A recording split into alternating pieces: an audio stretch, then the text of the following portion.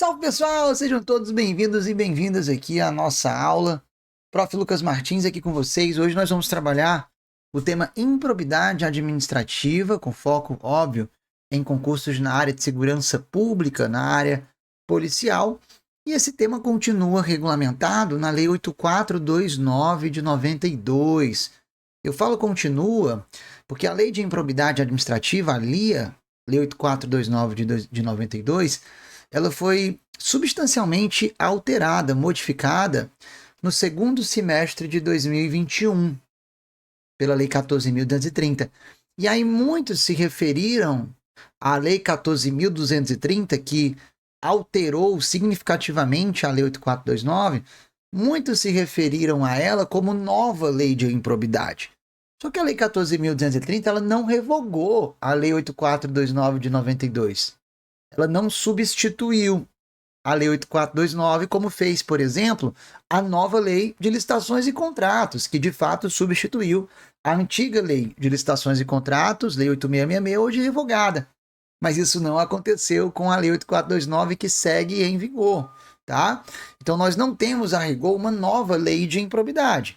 A gente continua tendo o tema regido pela mesma lei, Lei 8429, só que ela foi extremamente alterada pela 14.230, e em virtude dessas várias alterações, é como se a lei de improbidade tivesse tornado uma nova lei, mas sem mudar o número dela, porque ela foi muito alterada. Ela sofreu várias alterações, foram mais de 100 alterações no seu texto, tá legal? Mas é importante falar disso. A lei de improbidade que você continua estudando é a Lei 8429 de 1992. Agora, como ela foi significativamente alterada no final de 2021, não vale a pena você pegar nos sites de questões de improbidade administrativa de 2021 para trás, tá? Só questões de 2022 para cá.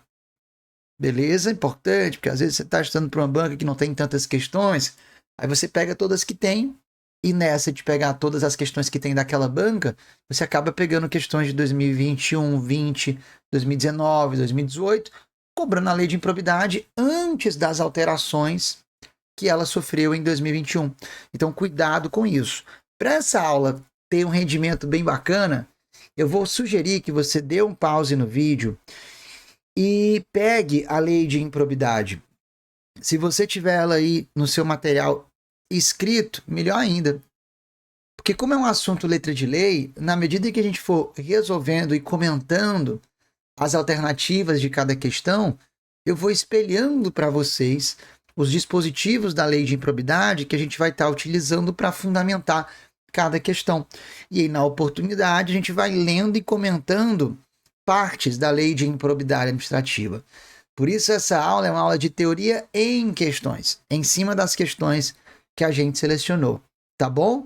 Mas aí também é legal para a gente ir revisando a lei nesse sentido, ou até mesmo para a gente ir aprendendo a lei de improbidade. Você que de repente nunca estudou, dá para aprender com essa aula de teoria em cima das questões também.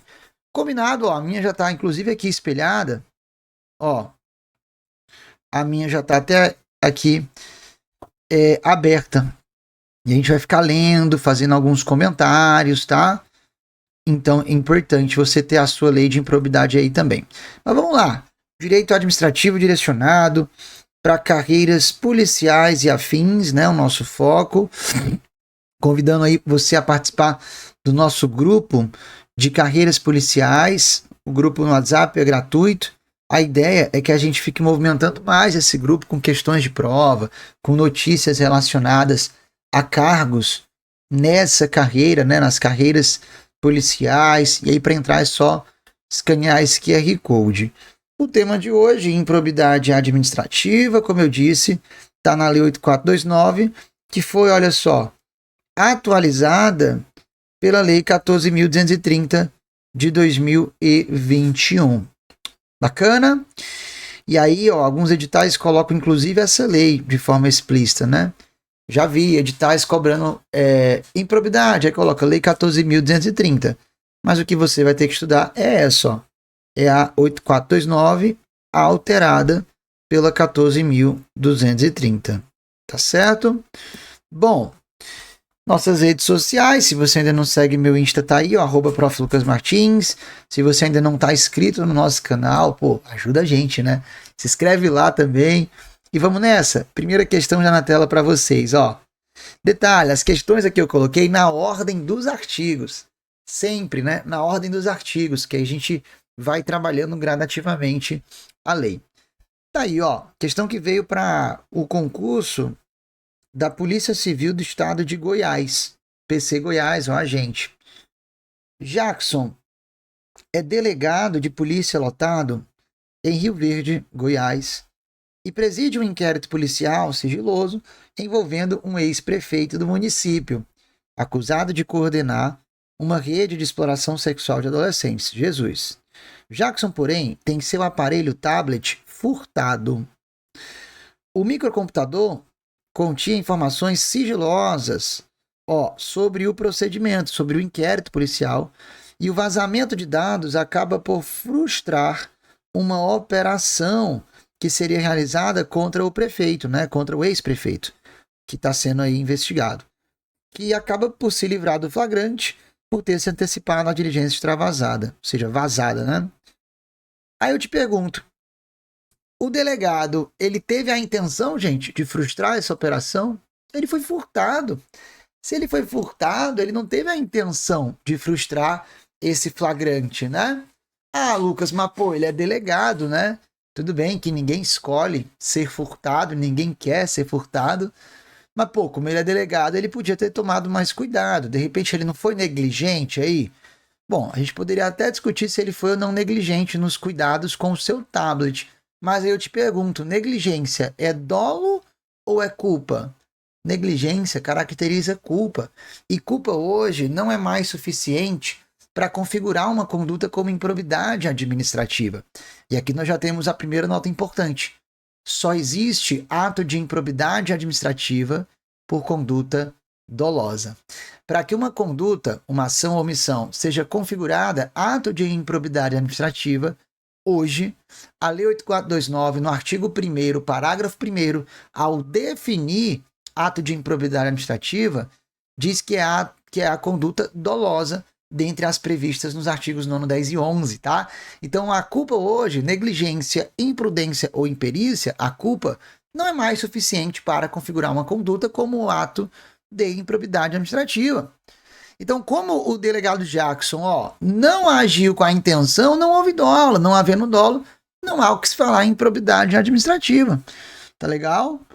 Bom, por causa do acontecido, o Ministério Público ajuiza uma ação de improbidade contra Jackson, acusando de revelar fato ou circunstância de que tem ciência em razão das atribuições e que deveria permanecer em segredo, propiciando beneficiamento por informação privilegiada, ó, ou colocando em risco a segurança da sociedade e do Estado. Um detalhe interessante é o seguinte, ó,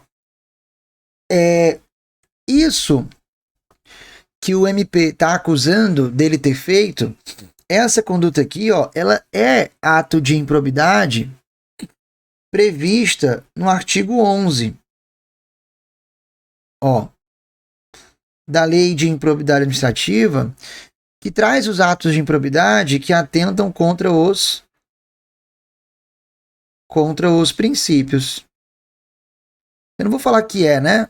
Eu vou falar que isso aqui pode configurar um ato de improbidade que atenta contra os princípios. Isso que revelar fato ou circunstância de que tem ciência em razão das atribuições e que deveria permanecer em segredo, propiciando beneficiamento por informação privilegiada ou colocando em risco a segurança da sociedade e do Estado. Isso aí, essa conduta, ela pode configurar ato de improbidade do artigo 11. Só que para configurar tem que ter dolo, e não teve dolo por parte de Jackson. Nesse sentido, ó, vamos lá. Nesse sentido, é correto afirmar que Jackson cometeu improbidade, mas a acusação deveria ser de revelar ou permitir que chegue ao conhecimento de terceiro antes da respectiva divulgação oficial, teor de medida político-econômica capaz de afetar o preço. Já está errado porque ele não praticou ato de improbidade, né? Ele não cometeu porque não houve dolo, né? Não havendo dolo, não haverá ato de improbidade. Jackson não cometeu improbidade, ó. Jackson não cometeu improbidade, pois sua conduta desatenciosa, sem comprovação de ato doloso com fim ilícito, afasta a responsabilidade por ato de improbidade administrativa. E aí, meus amigos, com certeza, aqui é o nosso gabarito, tá? Já que você cometeu improbidade, errado, não cometeu, já que não houve dolo. Olha o item D. Ou melhor, vou por item E primeiro, ó. Jackson deverá ser condenado à perda da função pública.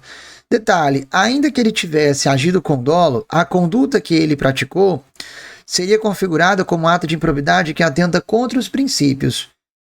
E o sujeito que é condenado por ato de improbidade que atenta contra os princípios, ele não está sujeito à pena, da perda da função pública. Assim como também não está sujeito à pena da suspensão dos direitos políticos.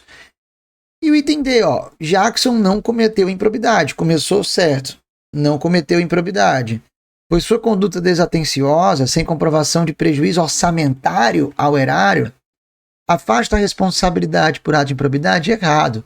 O que afasta a responsabilidade é a falta de conduta dolosa com fim lícito, mas não a falta de prejuízo ao erário, até porque nós temos atos de improbidade onde o sujeito não traz nenhum tipo de prejuízo ao erário, onde o sujeito não obtém nenhum tipo de enriquecimento ilícito, mas ainda assim ele pode praticar ato de improbidade que atenta contra os princípios. Não é um pré-requisito indispensável para ter ato de improbidade administrativa que o sujeito traga dano ao erário ou que ele obtenha enriquecimento ilícito. Não é. Por isso nós temos os atos de improbidade do artigo 11, onde o sujeito ele nem causou lesão ao erário, se tivesse causado seria atos do artigo 10, nem obteve enriquecimento ilícito, se tivesse obtido seriam os atos do artigo 9. Então, o ato de improbidade não necessariamente exige lesão ao erário ou enriquecimento ilícito do sujeito. Ele pode simplesmente ter, de forma dolosa, violado princípios da administração pública, dentre uma das condutas previstas lá no rol do artigo 11. Tá certo? Então, ele não cometeu improbidade, mas não por essa razão, né? Tá legal? Não por essa razão, e sim por não ter conduta dolosa, ato doloso com o fim ilícito. Isso aqui, a gente vai fundamentar,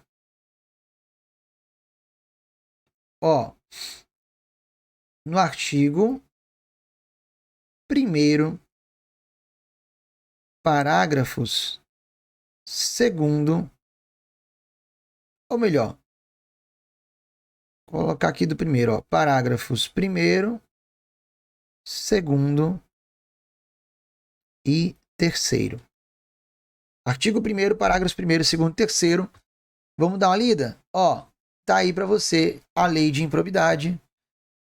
Vamos lá. O artigo 1º caput, ele diz que o sistema de responsabilização por atos de improbidade administrativa tutelará, ou seja, protegerá a probidade na organização do Estado e no exercício de suas funções, como forma de assegurar, como forma de resguardar a integridade do patrimônio público e social nos termos desta lei. Beleza. Aqui é o caput do artigo, Aqui é o caput do artigo 1º, certo? Mas o artigo 1º tem alguns parágrafos que caem muito em prova, gente, Isso aqui, esses parágrafos do artigo 1º, a gente vai ver aqui o tempo todo, eles são cobrados em prova o tempo todo. Tá certo? E aí nessa questão, aqui você vai ter o conceito de atos de improbidade administrativa. Aqui você vai ter o conceito de dolo. O que é ato de improbidade? Olha o que diz aqui a lei, Olha o que diz a lei no parágrafo 1º. Consideram-se atos de improbidade as condutas dolosas. Dolosas. Aquilo que eu falei. Logo, não há ato de improbidade o quê? Culposo. As condutas dolosas, aí vem, né? condutas dolosas tipificadas nos artigos 9º, 10 e 11 desta lei, ressalvados tipos previstos em leis especiais. Aí o parágrafo 2º ele traz a definição de dolo. O que é dolo? Dolo é a vontade livre e consciente de alcançar resultado ilícito tipificado nos artigos 9º, 10 e 11 desta lei. Aí vem um detalhe importantíssimo para a sua prova. Ó, atenção. Não bastando a voluntariedade do agente. Porque se eu provo a voluntariedade, se eu provo que o agente agiu de forma voluntária, eu vou estar provando essa primeira parte que se exige para o dolo. Só que para ter dolo tem que ter voluntariedade na conduta, ó, mas segunda parte, busca pelo resultado ilícito. Exatamente por isso que se diz que esse dolo aqui que é exigido, ó, é o chamado, pessoal, dolo específico. Porque não basta provar que o sujeito fez o que fez querendo, de forma intencional, de forma dolosa. Não.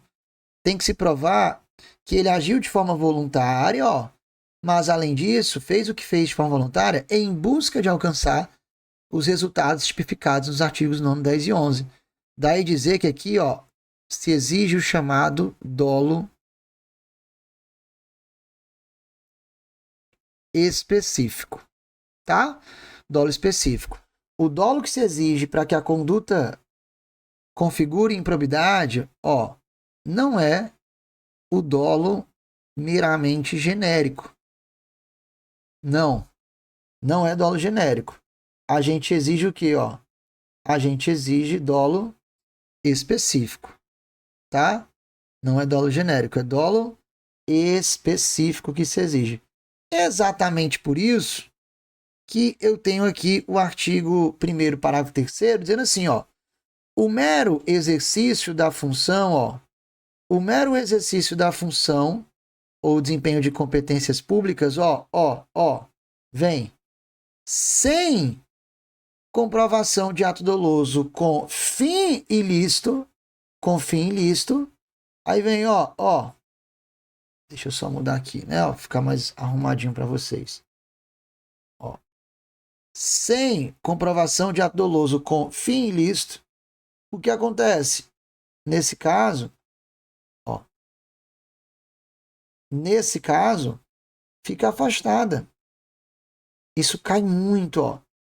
Afasta a responsabilidade por ato de improbidade administrativa. Por quê? Porque se eu não comprovei a busca pelo fim ilícito, eu não estou comprovando aqui, ó, esse segundo elemento que se exige para o dolo específico. Dolo este que é exigido para que a conduta configure improbidade administrativa.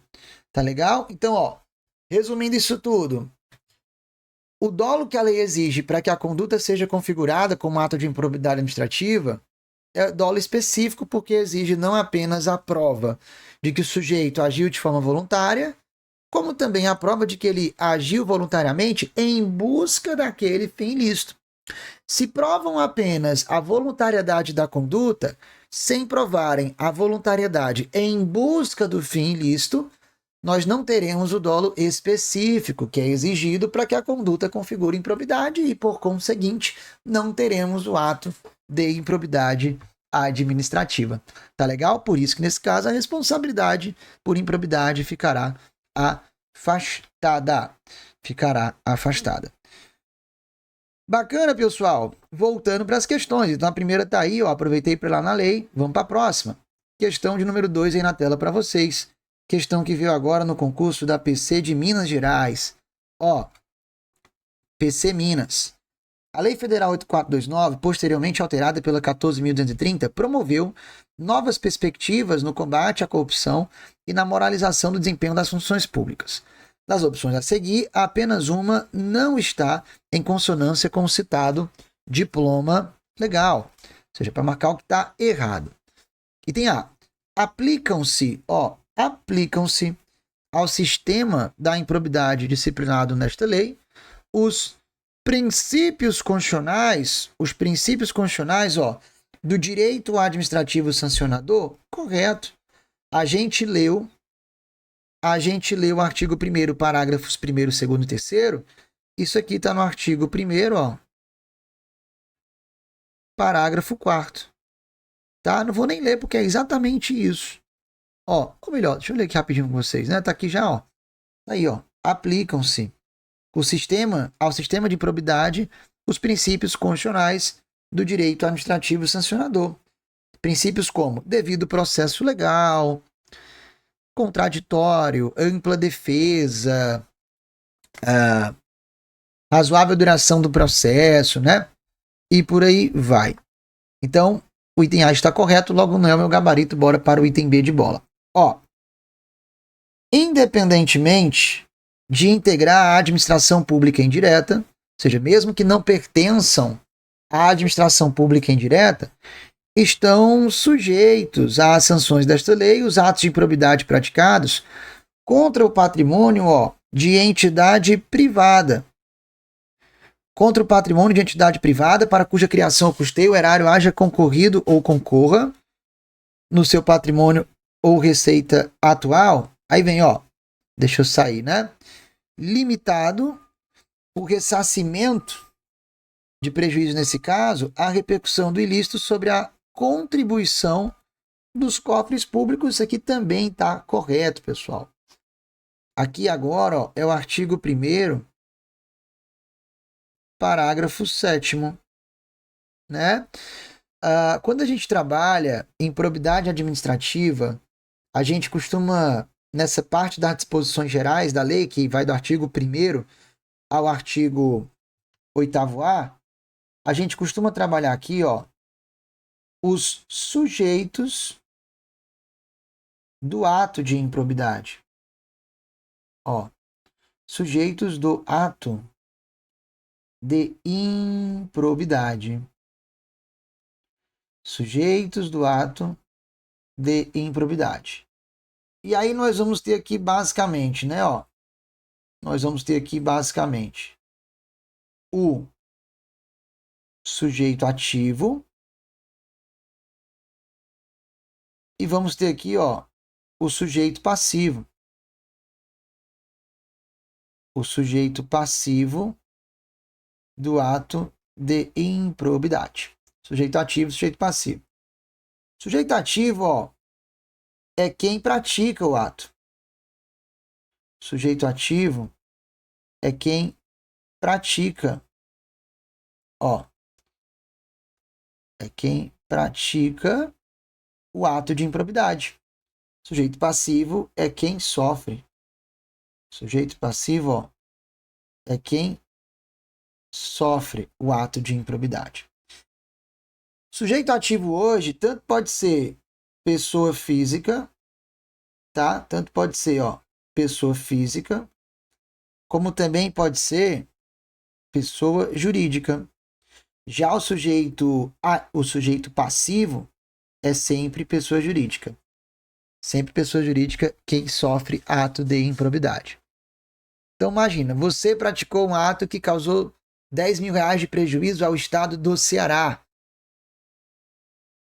ao estado de São Paulo, ao estado do Piauí. Você praticou um ato, você é o sujeito ativo, o Estado, pessoa jurídica de direito público, é o sujeito passivo, é quem sofre o ato, né? É isso. Aí, ó, o detalhe. O sujeito ativo, pessoal, não necessariamente é agente público. Na maioria dos casos, sim, né? Mas, ó, eu também posso ter aqui como sujeito ativo, e a gente vai falar muito sobre isso, ó, além do agente público aqui em sentido amplo, servidor estatutário, seletista, temporário, agente político, tirando o presidente, né? Os demais podem. Os demais agentes políticos, ó.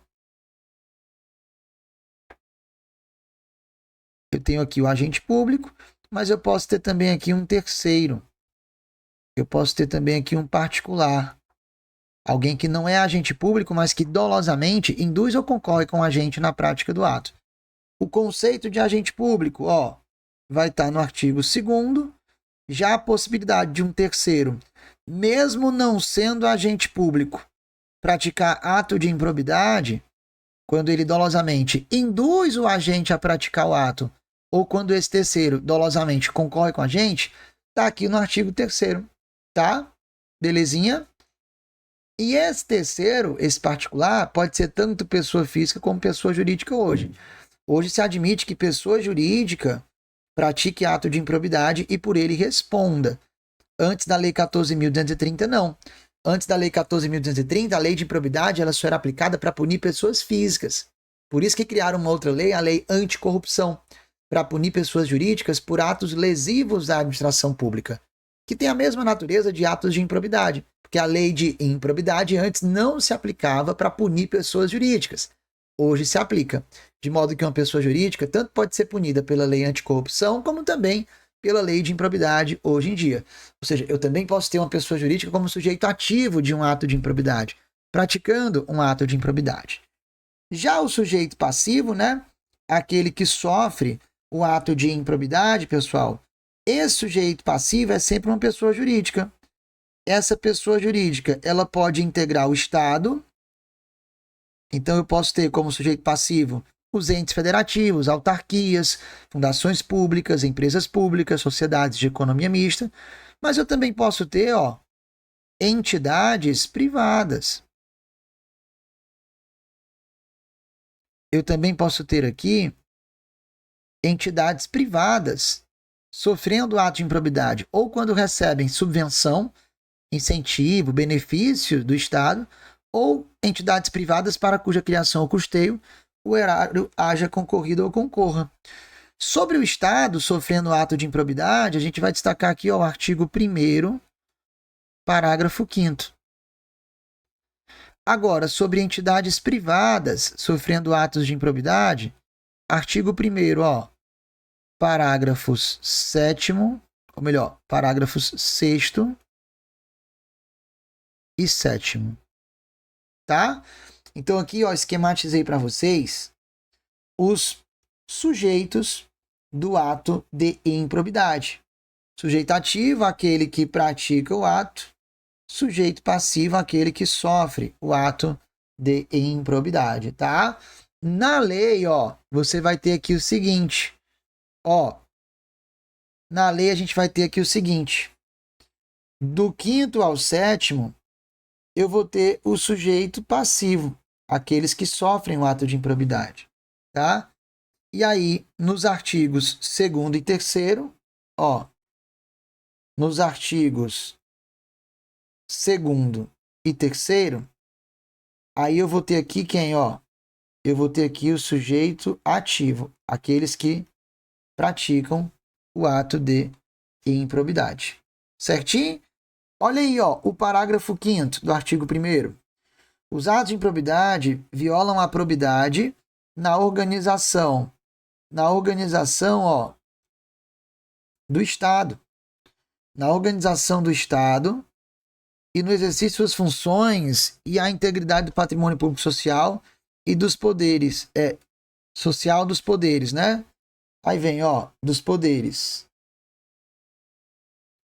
executivo, legislativo e judiciário, bem como da administração direta e indireta, no âmbito da União, dos estados, dos municípios e do Distrito Federal. Então, a lei de probidade ela é utilizada em todas as esferas federativas, por isso é uma lei de caráter nacional e não uma lei meramente federal. Aqui o Estado. Só que nos parágrafos 6º e 7º eu tenho a possibilidade dessas entidades privadas sofrerem atos de improbidade em duas situações. Estão sujeitos às sanções desta lei, os atos de improbidade praticados contra o patrimônio de entidade privada. De entidade privada que receba, subvenção, benefício ou incentivo fiscal ou creditício de entes públicos ou governamentais previstos no parágrafo anterior. E aí o parágrafo 7º, que veio na questão, independentemente de integrar a administração pública indireta, estão sujeitos às sanções desta lei os atos praticados contra patrimônio de entidade privada para cuja criação ou custeio, o erário haja concorrido ou concorra no seu patrimônio ou receita. Agora, né? Cuidado com isso aqui, Limitado o ressarcimento do prejuízo nesse caso a repercussão do ilícito sobre a contribuição, sobre a contribuição dos cofres públicos. Sobre a contribuição dos cofres públicos. Vou explicar para você isso, mas eu vou deixar para explicar no nosso próximo bloco, para esse não ficar tão grande, tá? Primeiro bloco é sempre mais de resumo teórico, aí depois a gente vai avançando num ritmo melhorzinho, tá legal? Fica então que a gente volta na sequência.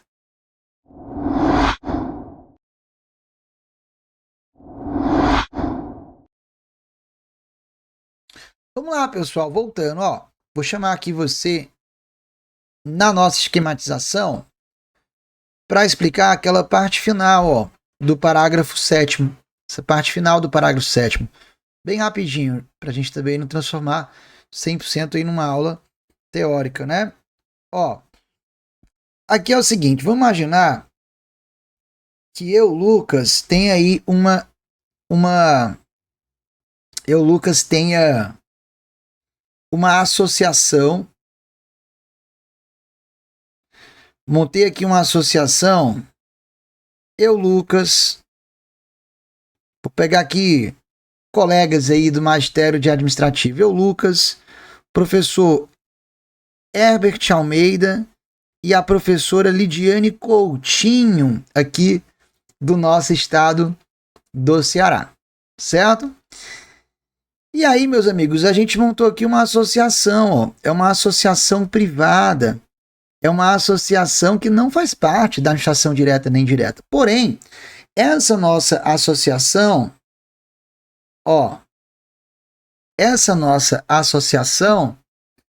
ela estava recebendo uma grana da União. A União Federal, ente da administração pública direta, ela estava concorrendo com o patrimônio da nossa associação. E aí a União nos repassou um total aqui, de R$300 mil. E detalhe, o patrimônio da nossa associação hoje, vamos imaginar que está aqui no montante de 1 milhão, tá? 1 milhão.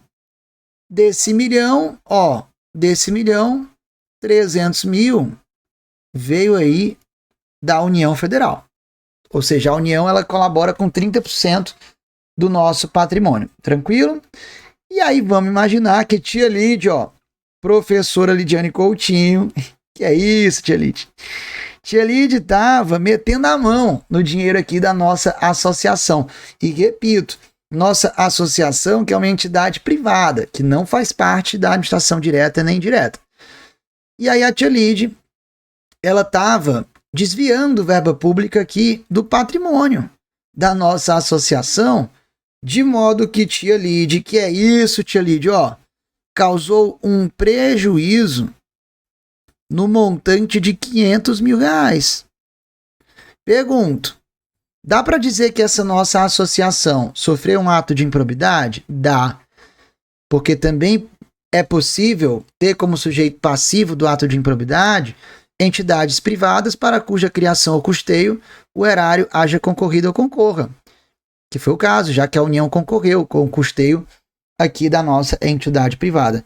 Então, nesse caso, perceba, a União Federal ela pode tranquilamente entrar com ação de improbidade em face da professora Lidiane Coutinho, mesmo que ela tenha praticado um ato de improbidade não diretamente em face da União, mas em face de uma entidade privada para cuja União concorreu.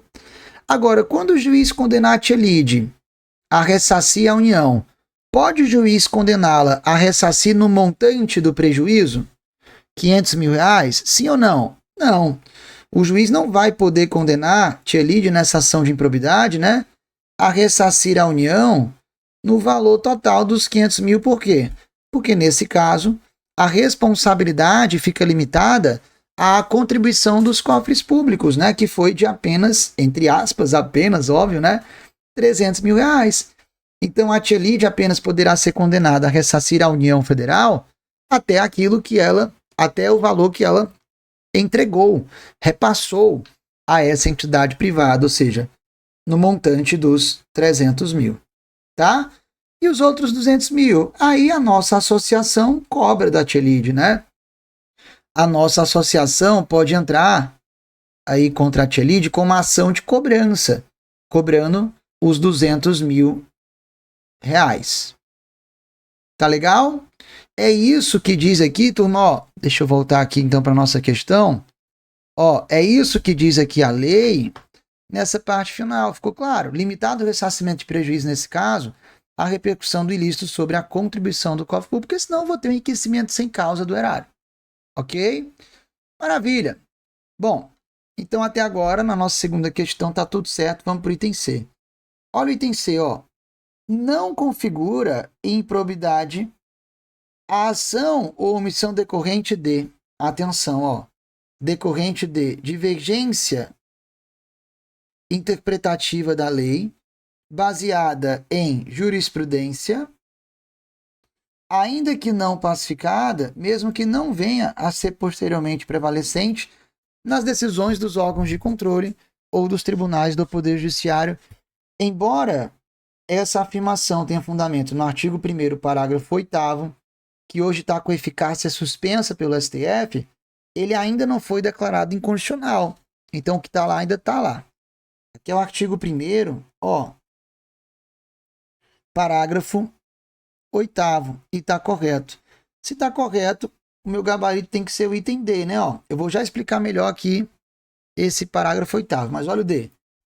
O mero exercício da função ou desempenho de competências com comprovação de ato doloso com fim ilícito afasta a responsabilidade por ato de improbidade administrativa. Pera lá, se comprovou ato doloso com fim ilícito, comprovou o dolo específico, então aqui não afasta, porque aqui vai ter ato de improbidade.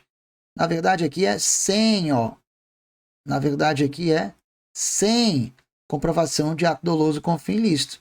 É nesse caso que a responsabilidade por improbidade ficará afastada. Por isso, o item D é o meu gabarito e a gente já falou. Isso tem fundamento onde? No artigo 1º, ó, parágrafo 3º. Agora, deixa eu te explicar esse parágrafo 8º, né? Deixa eu te explicar aqui o imbróglio do parágrafo 8º. Ele diz exatamente isso. Tá vendo aqui, ó? Ó. Tá vendo aqui, ó? Olha o que diz ele, ó. Não configura improbidade, ó. Deixa eu ver se eu consigo marcando assim. Ó, não configura improbidade a ação ou omissão decorrente de, ó, divergência interpretativa da lei, baseada em jurisprudência, ainda que não pacificada, mesmo que não venha a ser posteriormente prevalecente nas decisões dos órgãos de controle ou dos tribunais do Poder Judiciário. Vamos entender isso aqui. Ó, aqui é o seguinte. Vamos imaginar primeiro o seguinte. Eu tenho certeza que você, na hora de estudar alguma lei, estava lá lendo alguns parágrafos, alguns incisos de algum artigo dessa lei. A gente tem ou não tem, às vezes, dúvidas, né? A gente lê um dispositivo legal e fica, peraí, o que a lei está dizendo é isso ou é isso? Tô em dúvida. A gente tem dúvidas o tempo todo, porque tem muita lei que é mal redigida mesmo, né? Então o que acontece? As leis, elas trazem imagem para, às vezes, para duas ou mais interpretações. Você lê, aí você, peraí, o legislador está dizendo isso ou está dizendo isso? Nesse sentido, vamos imaginar aqui o seguinte, ó. Vamos imaginar, aqui está a checagem de gabarito, né? Ó, vamos imaginar o seguinte.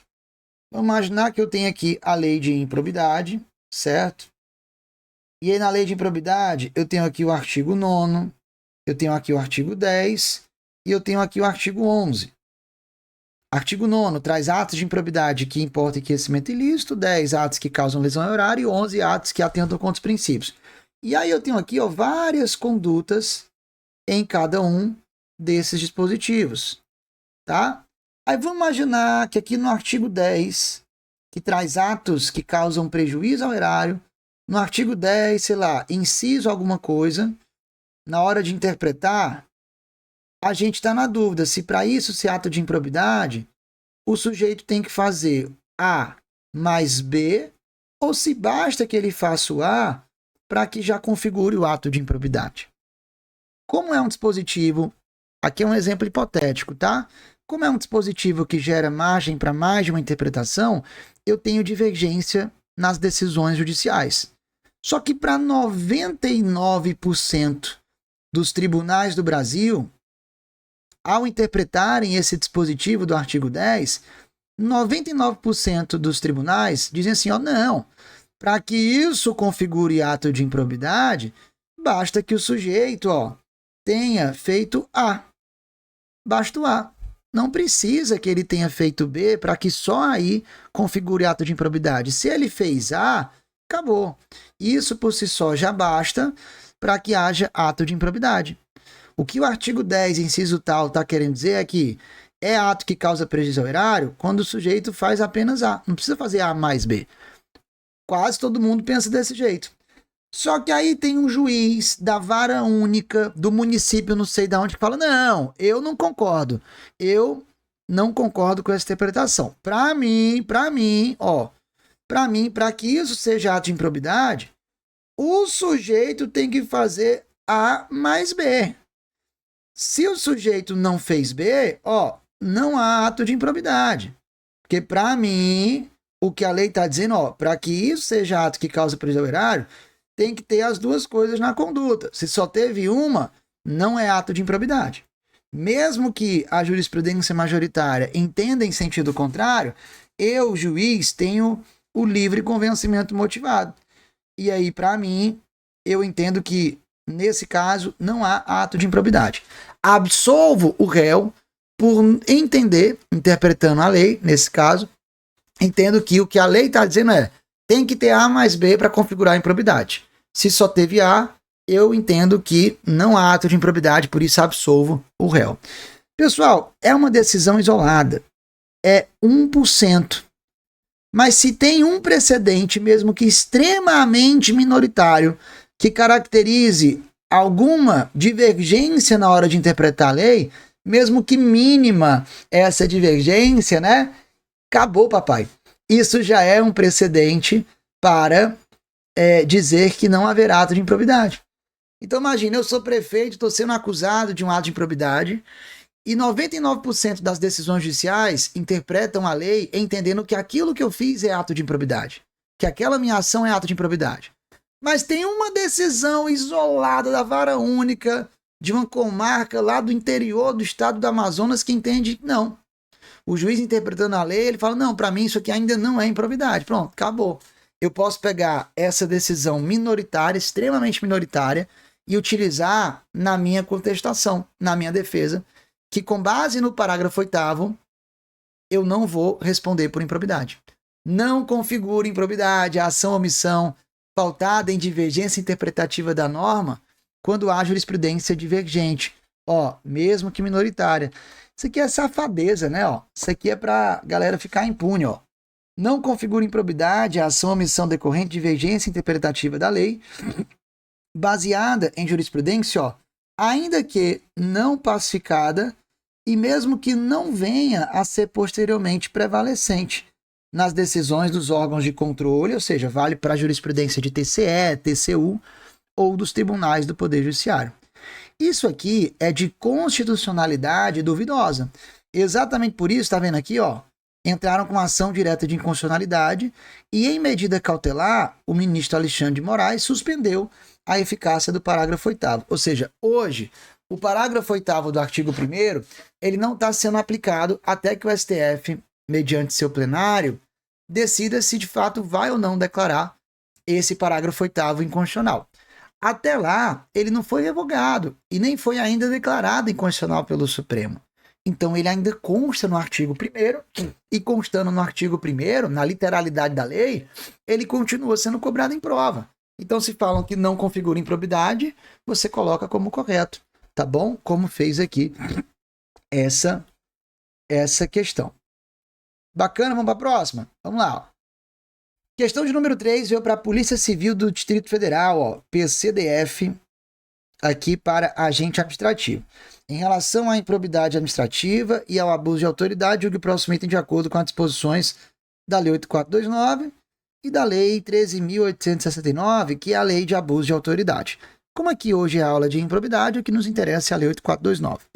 Todo aquele que exerce, por qualquer forma, ainda que transitoriamente ou sem remuneração, função, todo aquele que exerce, ainda que,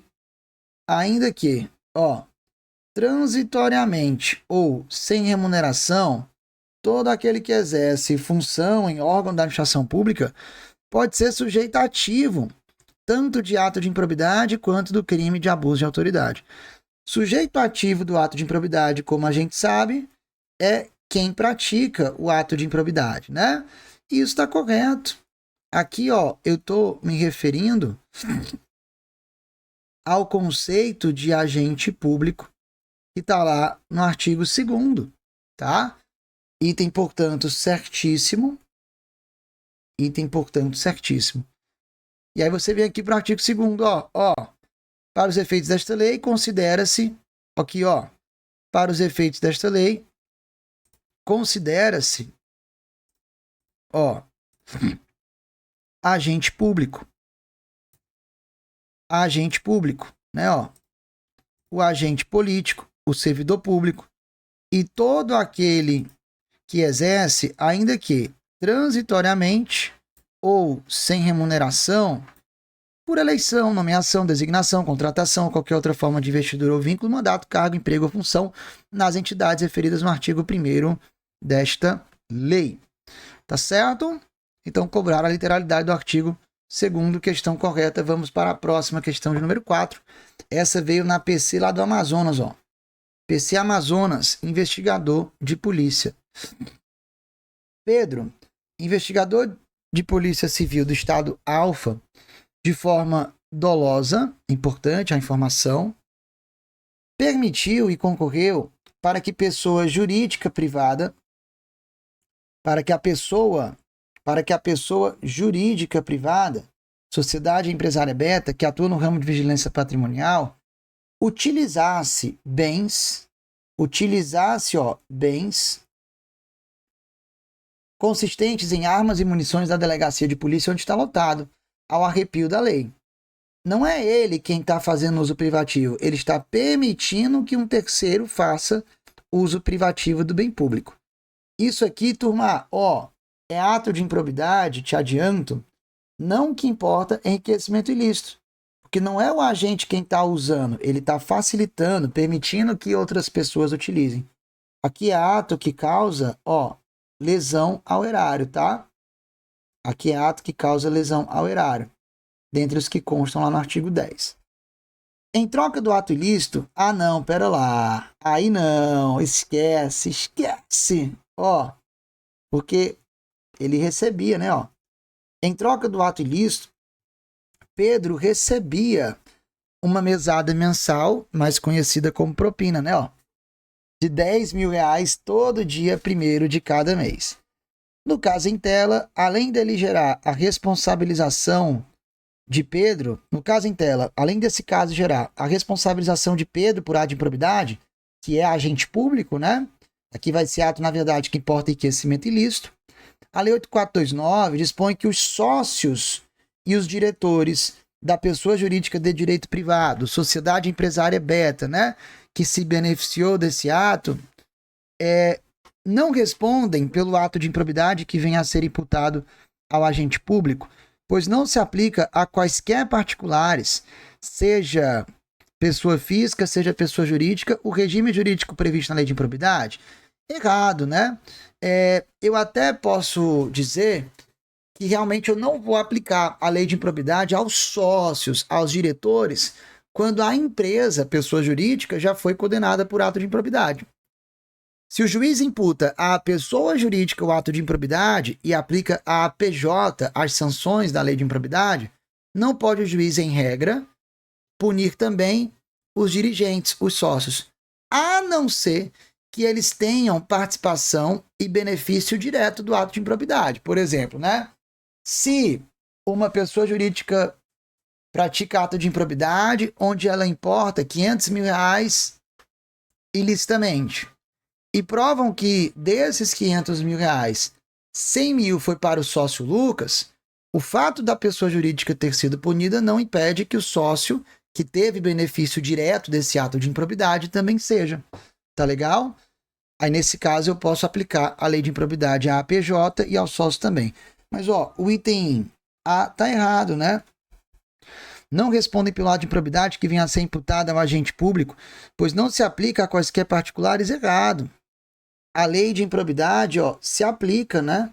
A lei de improbidade, ela aplica-se a particulares também.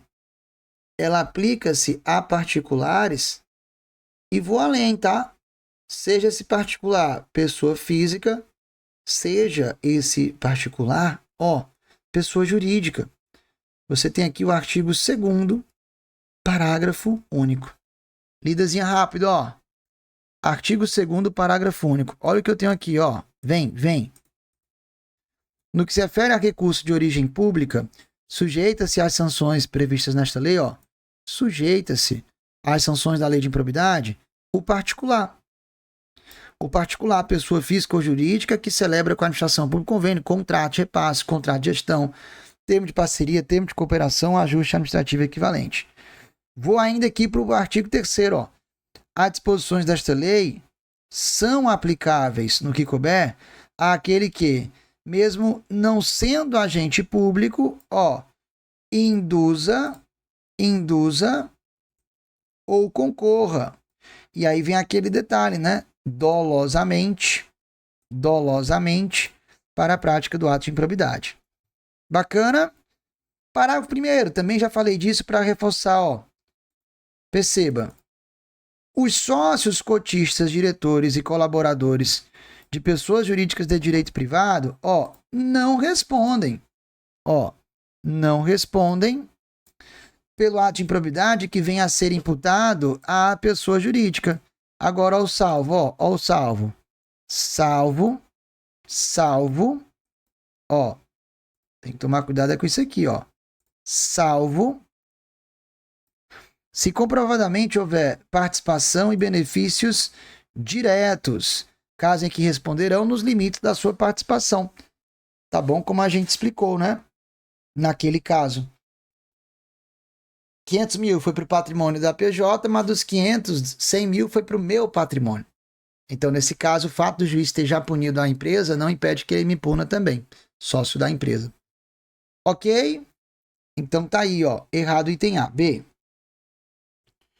Não respondem pelo ato de improbidade os sócios, né, ó.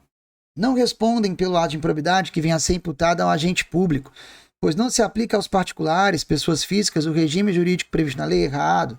Respondem. Aplica-se sim, né?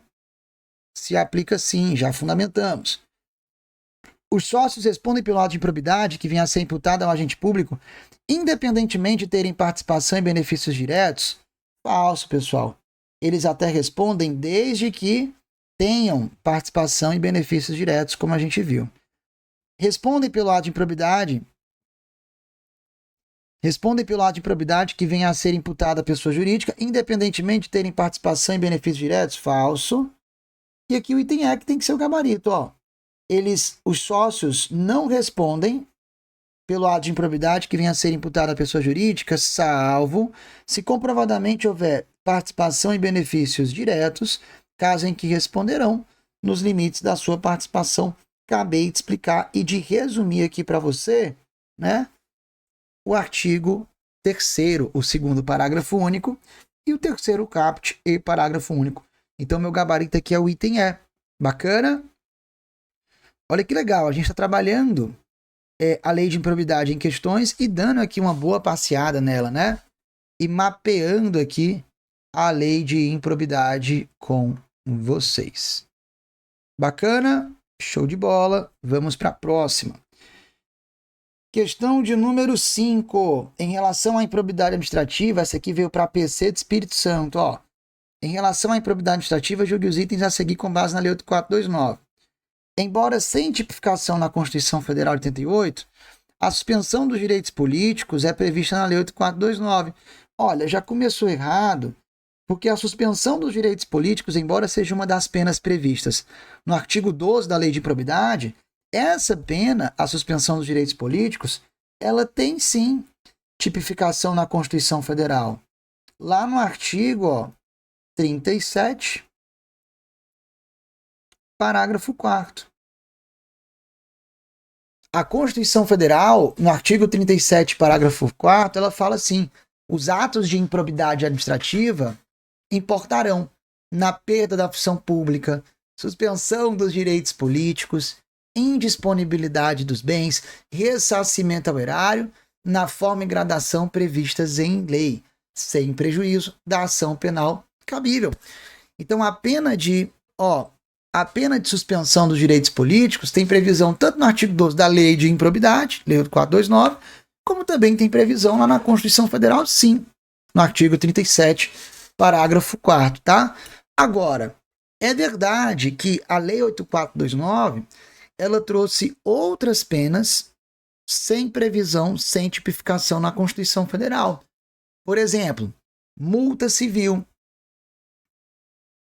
A multa é pena prevista na Lei de Improbidade, mas que não tem previsão expressa na Constituição Federal. Proibição de contratar com o poder público é uma outra pena com previsão na Lei de Improbidade, mas sem previsão onde? Na Constituição Federal. Tá legal agora? Perda da função pública, suspensão dos direitos políticos. Aí são penas que estão tanto na lei como na Constituição Federal. Aliás, pegadinha muito comum, tá? A banca dizer a você que uma das penas aplicadas ao sujeito que pratica ato de improbidade é a perda dos direitos políticos. Errado. Não se perdem os direitos políticos. Eles apenas ficarão suspensos por um tempo depois, o sujeito volta a exercê-los. Não é nem perda, muito menos cassação dos direitos políticos. É a mera suspensão. Tá? Não é perda nem cassação, é a mera suspensão dos direitos políticos. Bacana? Então, se o item 1 tá errado, ó, vem, perde tempo não. Se o item 1 já tá errado, ó, eu já tiro aqui, ou melhor, as opções D e E, né? Vamos lá, 2. São espécies de atos de improbidade aqueles que atentam contra o decoro parlamentar e contra a dignidade da justiça? Não. Falso. Eu não tenho essa espécie de ato de improbidade. As espécies de ato de improbidade são aqueles que importam enriquecimento ilícito, aqueles que causam lesão ao erário, ó, e aqueles que atentam contra os princípios. Os atos que importam enriquecimento ilícito estão no rol do artigo 9º, que é um rol meramente exemplificativo.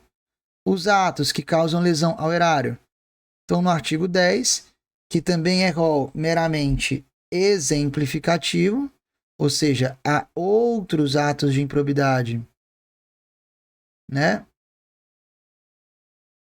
Que importam enriquecimento ilícito e que causam lesão ao erário, além desses previstos na lei. E os atos que atentam contra os princípios, ó, vão estar aqui no artigo 11. E aí, muito cuidado, porque o rol do artigo 11, esse é um rol taxativo, né?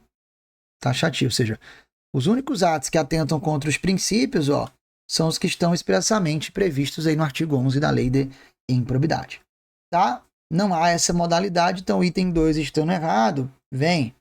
Item 2 errado, eu já tiro aqui o B de bola, né?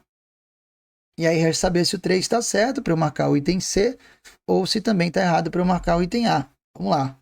Ó, os herdeiros daquele que causar lesão ao patrimônio público estão sujeitos às cominações legais até o limite do valor da herança ou do patrimônio transferido, correto.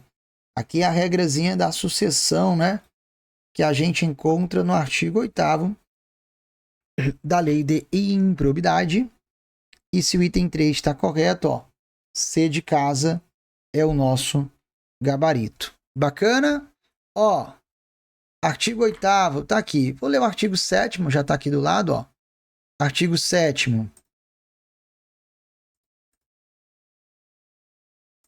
os artigos 4º, 5º e 6º foram revogados, tá? Aí eu vou para o 7º, ó. Se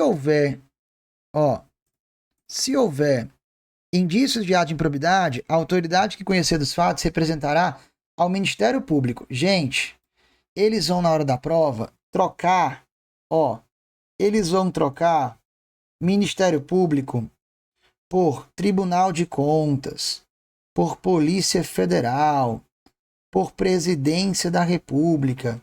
E vai estar, meus amigos, tudo errado. Se há indícios que você praticou um ato de improbidade e instauraram um procedimento administrativo para apurar isso primeiro administrativamente, quem é que deve ser representado? O Ministério Público e nenhum desses outros, tá? Aí vamos lá. O parágrafo 8º vai dizer o seguinte, o sucessor ou herdeiro, daquele que causar dano ao erário ou que se enriquecer ilicitamente, estão sujeitos apenas à obrigação de repará-lo,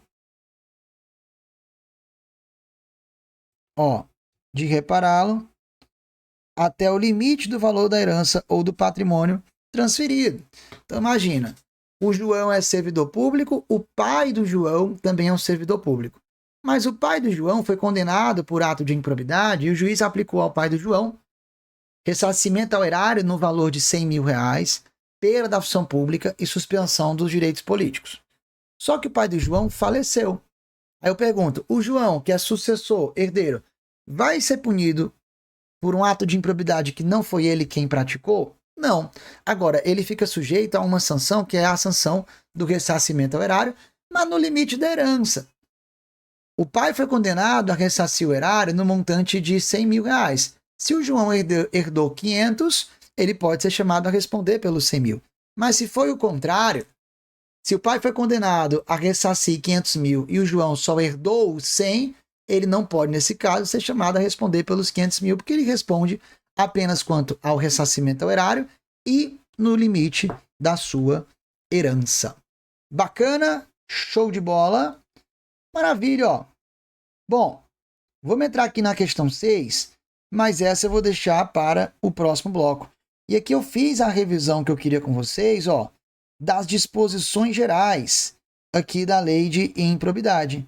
É uma primeira parte, né, É uma primeira grande parte da lei de improbidade que vai do artigo 1º ao artigo 8º-A. E que cai muito, pessoal.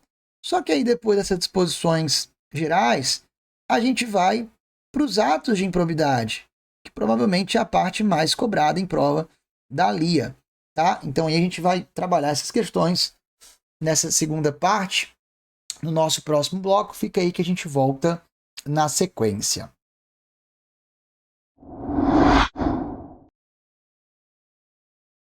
E aí, pessoal, gostaram dessa aula? Bom, essa e outras informações importantíssimas, essas e outras questões, a gente está trabalhando no meu curso de reta final para a Polícia Civil do Estado do Ceará. São questões meticulosamente separadas por mim, professor de administrativa há mais de 10 anos, especialista no assunto, e a gente está resolvendo essas questões agora durante todo o mês de julho. O mês de julho está sendo intensivo no reta final. Estamos batendo item a item do edital da Polícia Civil, não só de direito administrativo, como de legislação estadual também, em cima de questões. Para você fazer parte, clica no link que está aqui na descrição desse vídeo e venha o quanto antes. Quanto antes você entrar, mais tempo você vai ter para poder assistir essas aulas e chegar turbinado no direito administrativo e em legislação estadual. 18 questões da tua prova. Com isso você vai tomar vaga de muita gente. Mas corre, não deixa para depois. O link está aqui, clica e vem. E a gente se encontra no nosso reta final, mega reta final de administrativo e legislação para PCCE. Vamos junto. Até lá.